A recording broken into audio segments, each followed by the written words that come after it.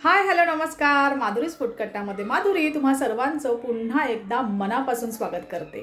तर आता सण येत आहे नवरात्रीचा आणि नवरात्रीमध्ये बऱ्याच जणांचे उपवास असतात आणि अशा ह्या उपवासाच्या दिवशी आपल्याला अगदी पोटभरीचं पण लवकर आणि पटपट तयार होणारा जर पदार्थ पाहायला मिळाला तर उत्तमच. आणि असे पदार्थ आपण आज आपल्या माधुरीज फुटकट्ट्यामध्ये बघणार आहोत, पाहणार आहोत. तर ते बघण्यासाठी आपल्याला काय करावं लागेल, आपल्याला जावं लागेल आपल्या किचनमध्ये.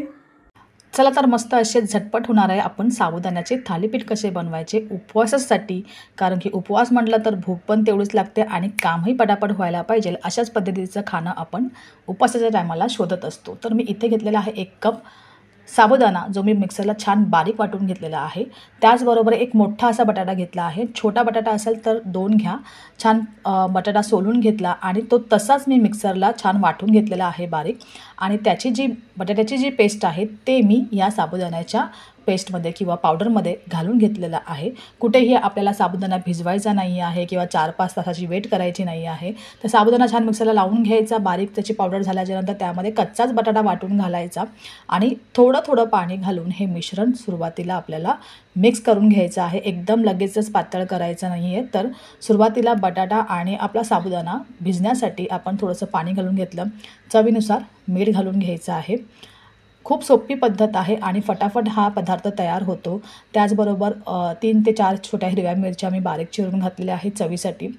त्यानंतर आपण त्यात घालतो आहोत थोडंसं कढीपत्ता घेतला आहे. जर उपवासाला तुम्ही खात असाल तर घाला. त्याचबरोबर थोडंसं जिरं घातलेलं आहे. अगदी बेसिक गोष्टी आहेत. आणि त्याचबरोबर मी घेतलेला आहे पाववाटी शेंगदाण्याचा कूट, तोही मी इथे या मिश्रणामध्ये घालून घेणार आहे. इतकं प्रचंड छान अशी ही डिश तयार होते आणि उपवासाला तुम्ही अगदी मनापासून हा पदार्थ एन्जॉय कराल. तर नक्की करून बघा उपवासासाठी हा आपला साबुदाण्याचा थालीपीठाचा पदार्थ. तर इथे मी आणखीन थोडंसं पाणी घातलेलं आहे आणि पुन्हा व्यवस्थित सर्व मिक्स केलेलं आहे. आणि फार तर फार आपल्याला 10 ते 15 मिनटं ह्याला आपल्याला रेस्ट करायला ठेवायचं आहे, मुरत ठेवायचं आहे.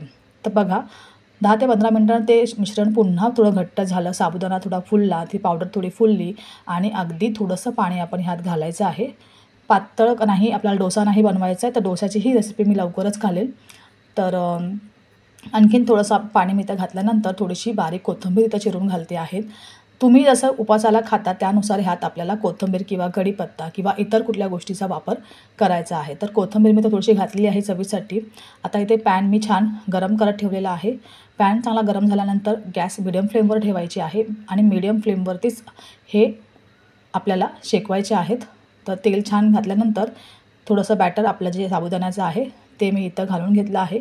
अगदी एक घट्ट असं पेला भरून ते वाटर आपण इथं घातलेलं आहे. कुठेही जास्त पसरवायचं नाही आहे. तर हाताने थोडंसं आपण चमच्याच्या मदतीने त्या स्प्रेड करणार आहोत.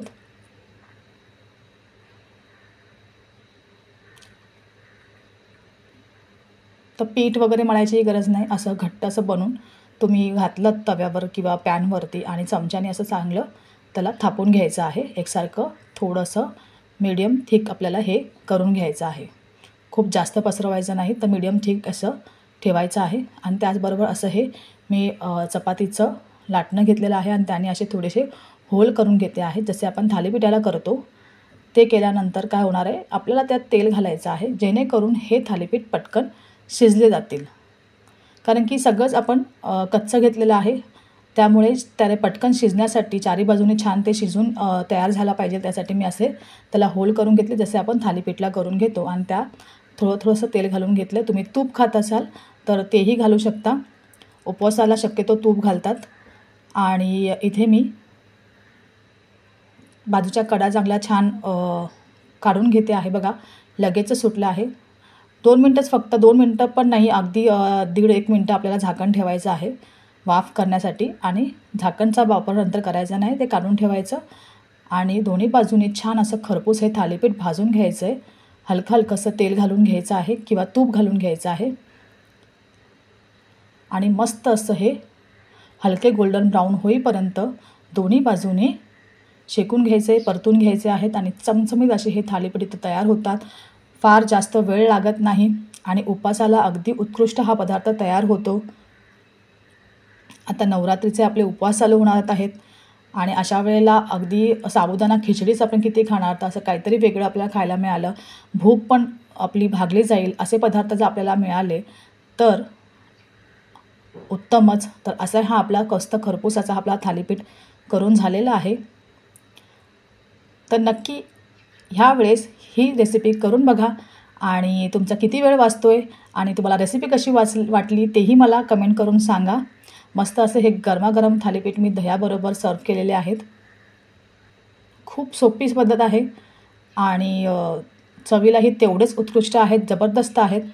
तर असे हे थालीपीठ नक्की करून बघा आणि मला कमेंट करून सांगा आणि माझ्या चॅनलवर नवीन असाल तर सबस्क्राईब करायला विसरू नका. थँक्यू.